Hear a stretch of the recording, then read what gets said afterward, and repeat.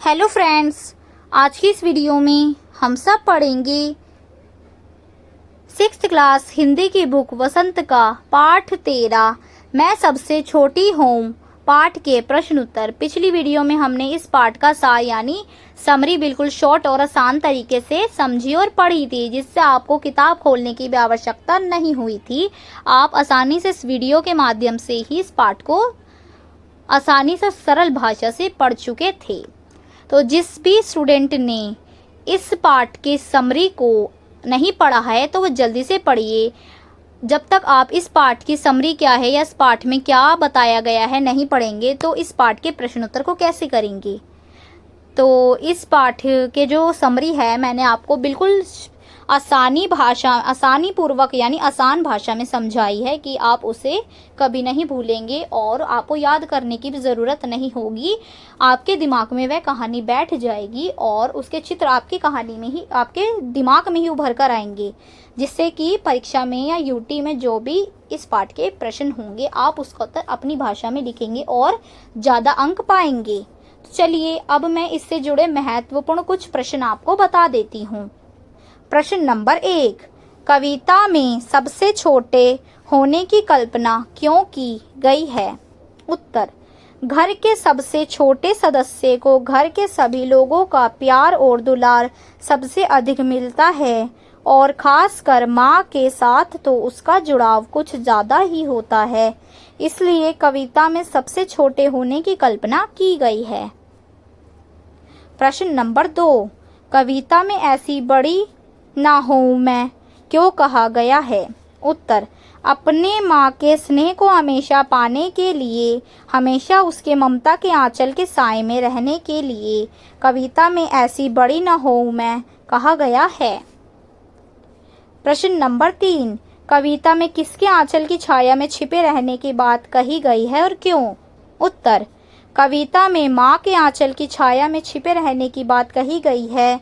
माँ अपने बच्चों से सबसे अधिक प्यार करती है और उसके इस प्यार के आंचल में बच्चा हमेशा अपने को निर्भय और सुरक्षित समझता है। प्रश्न नंबर 4, आशय स्पष्ट करो। हाथ पकड़ फिर सदा हमारे साथ नहीं फिरती दिन रात। उत्तर, प्रस्तुत पंक्तियों का आशय यह है कि जैसे जैसे हम बड़े होते जाते हैं वैसे वैसे माँ का साथ छूटता जाता है, वह निरंतर हमारे साथ नहीं रह पाती है। प्रश्न नंबर 5, कविता से पता करके लिखो कि माँ बच्चों के लिए क्या क्या काम करती है। तुम स्वयं सोचकर यह भी लिखो कि बच्चों को माँ के लिए क्या क्या करना चाहिए। उत्तर, प्रस्तुत कविता में माँ अपने बच्चों को गोदी में सुलाती है, सदा अपने आंचल से के साए में रखती है, खाना, नहाना, धुलाना, सजाना, संवारना और परियों की कहानियाँ सुनाना आदि कार्य अपने बच्चों के लिए करती है। हम बच्चों को भी चाहिए कि हम अपनी माँ की हर बात को ध्यान पूर्वक सुने और उस पर अमल भी करें। छोटी छोटी बातों से उसे परेशान ना करें। हम ऐसा कोई कार्य ना करें जिससे उसे किसी भी प्रकार का कोई दुख पहुँचे।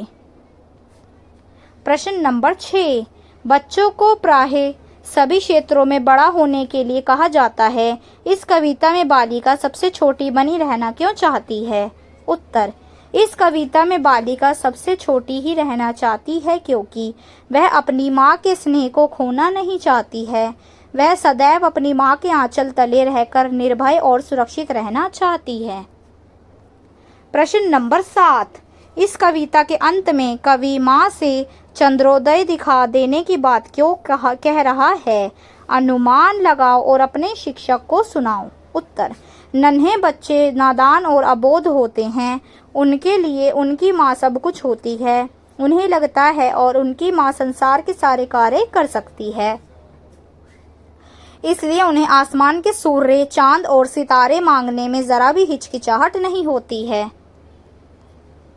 भाषा की बात से प्रश्न नंबर 8, पकड़ पकड़ कर की तरह नीचे लिखे शब्दों को पूरा करो और उनसे वाक्य भी बनाओ। छोड़, बना, फिर, खिला, पहुँच, थमा, सुना, कह, दिखा, छिपा। उत्तर, छोड़ यानी छोड़कर। इस शब्द से वाक्य बनता है मोबाइल पर खेलना छोड़कर पढ़ाई पर ध्यान दो। बना, बना यानी बनाकर। इस शब्द से वाक्य बनेगा अक्षरों को बनाकर लिखो। फिर यानी फिर कर। इस शब्द से वाक्य बनेगा घूम फिर कर तुम्हारी बातें मुझ पर ही आ जाती हैं। खिला यानी खिलाकर।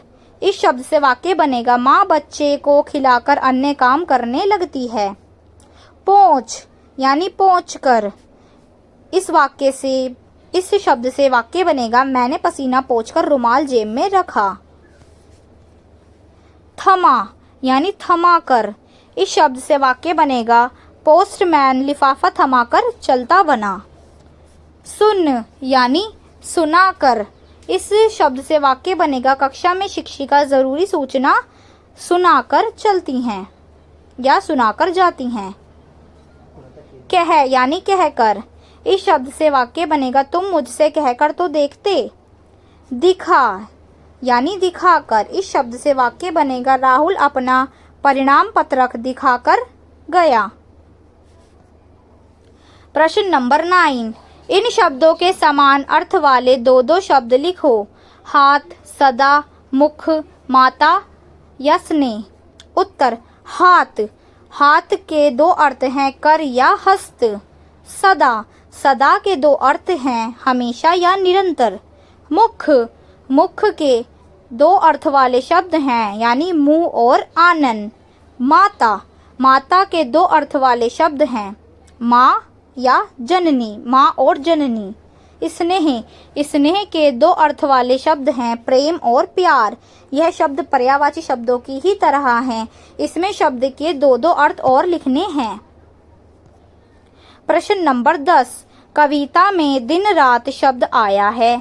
तुम भी ऐसे 5 शब्द सोचकर लिखो जिनमें किसी शब्द का विलोम शब्द भी शामिल हो और उनके वाक्य बनाओ।